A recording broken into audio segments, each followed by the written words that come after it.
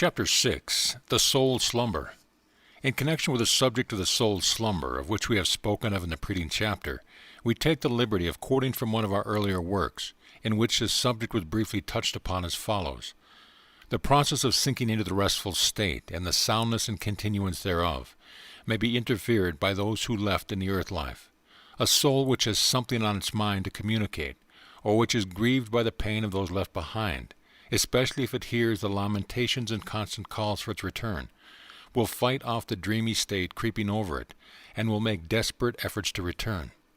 And likewise, the mental calls of those who have been left behind will disturb the slumber, once it has been entered into, and will cause the sleeping soul to rouse itself and endeavor to answer the calls, or at least will partially awaken in and retard its unfoldment. These half-awake souls often manifest in spiritualistic circles.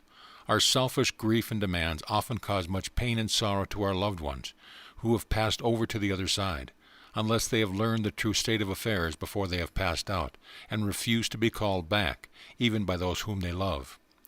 Cases are known where souls have fought off the slumber for years in order to be around the loved ones on earth, but this course was unwise, and it caused unnecessary sorrow and pain, both to the one who had passed on and to those who remained on earth.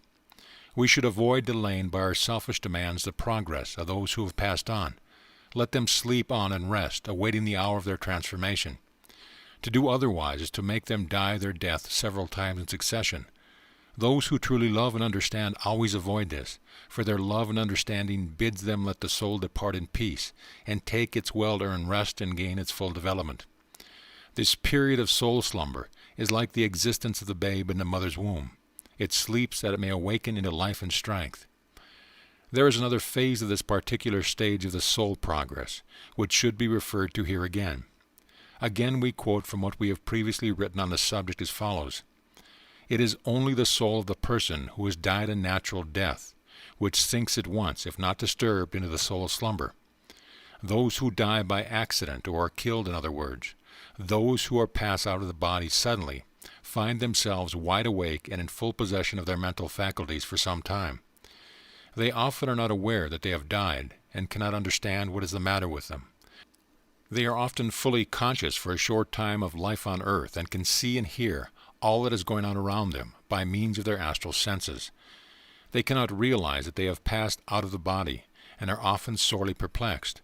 Their lot would be most unhappy for a few days until the sleep finally overcomes them in due course, were it not for the astral helpers, those blessed souls from the higher states of existence, who gather around them and gently break to them the news of the real condition, and offer them words of comfort and advice, and generally take care of them until they sink into the soul's slumber, just as a tired child sinks to sleep at night.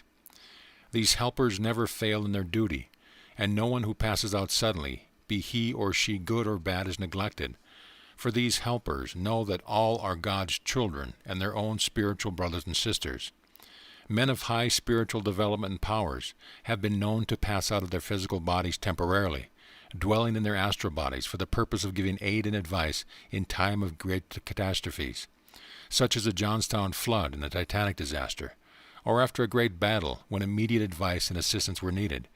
Persons dying in the way of which we have spoken, of course, gradually fall into the slumber of the soul, just as in the cases of those dying a natural death. Another matter which should be mentioned in this place is that wonderful phenomena of the review of the past life of the soul, the great panorama which passes before the mental vision of the soul as it sinks into the soul slumber. This, the authorities inform us, really occupies but an infinitesimal moment of time, a moment so brief that it can scarcely be spoken of as a point in time.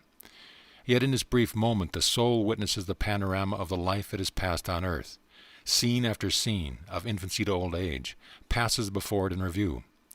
The most insignificant incident is reproduced with as much fidelity to detail as is the greatest event.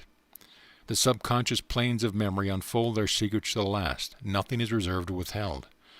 Moreover, the soul, by its awakened spiritual discernment, is able to know the meaning, cause, and consequence of every event in its life. It is able to analyze and to pass judgment upon itself as it acts. Like an omniscient and impartial judge, it judges itself. The result of this process is that the acts of one's past life are concentrated and impressed upon the records of the soul, there to become as seeds which will produce better fruit in the future.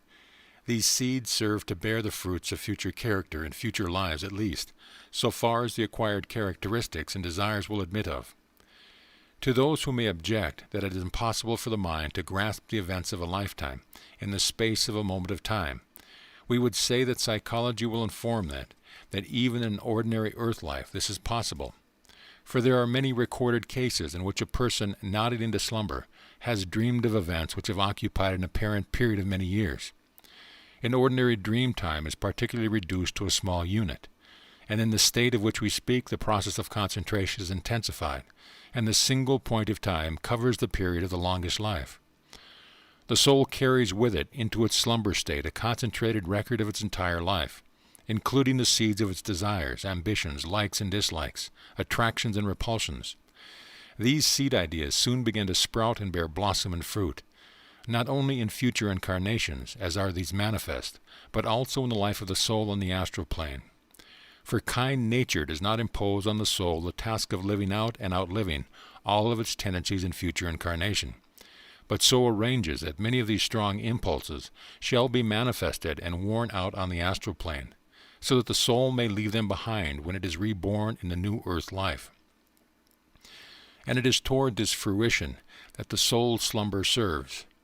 During the soul sleep, the soul is prepared for its entrance into astral life and manifestation, the detail of which we shall see as we proceed. The soul slumber is just as necessary for the soul in this stage of its progress, as is the slumber of the unborn babe in the womb of its mother. We have heard of some unreasoning persons who, upon being made acquainted with these teachings, manifested a fear of the soul slumber state, and who said they feared to sleep in an unknown place, among so many unknown things and creatures. This objection seems very childish to the advanced occultist, for he knows that there is nowhere in nature in which an entity is so carefully and fully guarded as in this case of the sleeping soul on the great astral plane. So absolutely secure from invasion or intrusion, from harm or hurtful influence, are these sleeping souls that nothing short of a complete revolution of nature's most sacred laws could affect them. The abode is not a place, remember, but a condition or state, and this state or condition is such that no malign or harmful influence could in any way whatsoever reach or even draw near them. Would that all of us in earth life were so securely guarded. So secure are these sleeping souls that it would seem as if all of nature's forces had conspired to guard and protect them. It is a Hindu maxim which runs as follows: not even the gods on their high thrones have any powers or dominion over the sleeping souls. To those whose ideal of the subject of the other side have been so influenced by the teachings of current theology that this conception of the soul slumber may seem strange and unusual, we would say that a little consideration will show that under the popular conception of even the most favored theologies will be found many veiled allusions to this blessed state of rest, which the soul so sadly requires after one strenuous life and before another. He giveth his beloved sleep. There is rest for the weary. He is gone to his long rest. These and many other familiar expressions and quotations seek to express the innate idea implanted in the human mind regarding the period of rest which shall come into the tired soul. The idea of rest after the stress and storms of life is so natural and instinctive that it may be said to represent the strongest inclination and conviction of the human soul in connection with the idea of death. It is as fixed in the conviction of future life beyond the grave. In advanced occult teachings alone, however, are to be found the explanation of the idea.